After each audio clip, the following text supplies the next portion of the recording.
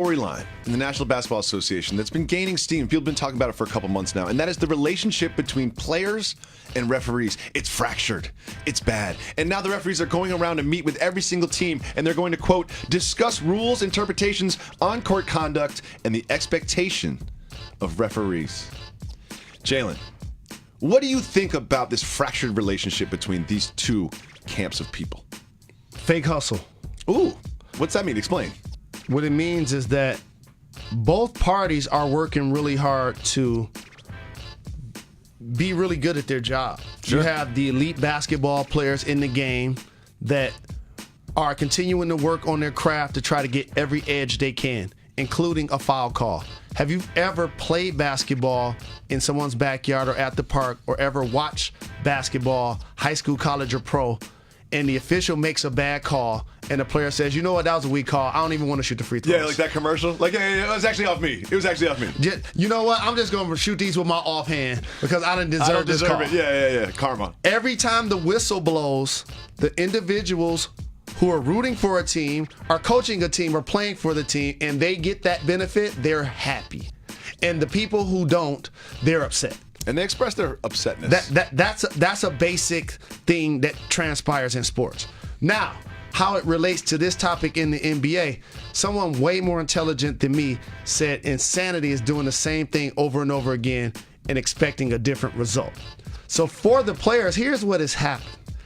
They understand how to toe the line without crossing it. In 2005, the NBA instituted what was considered a Rasheed Wallace rule. Explain what that is. That if you got around 15 or 16 technical fouls total, you will now be suspended a game, if not more. And you'll get suspended for every 2 techs after that. And it ended up playing out for the Golden State Warriors via Draymond Green, and in my opinion, cost them a championship. In your opinion. So now the players understand. Prior to that, there were multiple players getting over 15 techs a year. Multiple. Okay? They weren't necessarily saying, oh, the refs don't talk to me enough. They're not nice enough to me. But here's what took place then. You're aggressive. There's a lot of testosterone happening.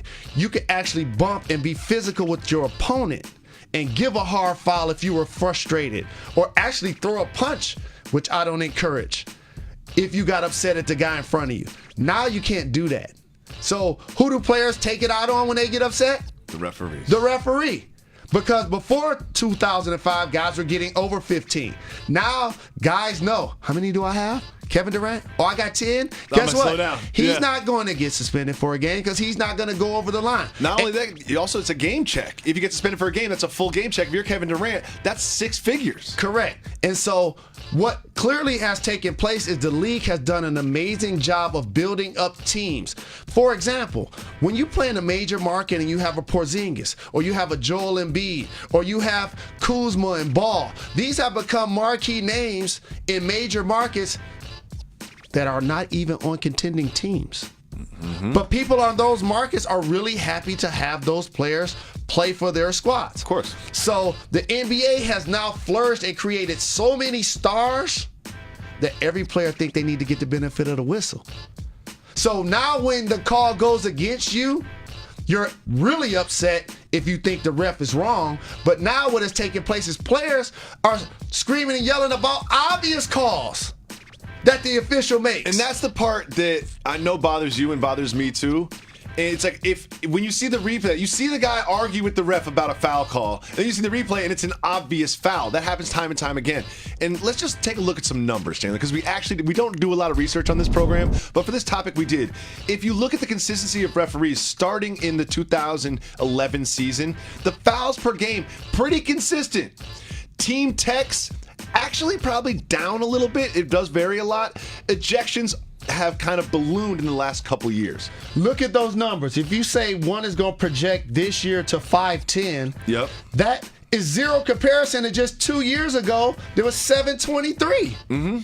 Techs have gone down, it seems like. And then in 2012, 680. So that makes my point exactly. This is where the league now feels they need to get their officials and the players in the same room and show them what we're showing them right now. It's not that we're behaving different, it's that you're taking it a lot You're different. reacting different. Yeah, it's actually a very consistent number of fouls that gets called. And then a lot of people say, oh, well, there's new referees. The referee turnover has led to the refereeing not being as good. Not really. But here's also what happened. Players have gotten more demonstrative. Yeah, look right here. And so when you're being really flamboyant about a call that goes against you, you're showing me up. Oh, and now you want to come scream and curse in my face and call me out of my And you're name? turning the 20,000 people here against me, and now I'm getting yelled at? And now I'm memes on social media, and my wife, my kids, people that love me get a chance to watch you scream in my face. You think the referees don't watch the replays and see that they were actually right in the first place, and then see that you turned 20,000 people against me and I'm getting yelled at and I was right? Sports is the only place where in society we visibly see individuals yelling at someone else that's 40, 50 years older than them. And they don't respond. You're 21 and you're screaming at me and I'm 55? Is that where we going? It doesn't really happen anywhere else. That's a good point. I never really thought of it like that. I never really thought of it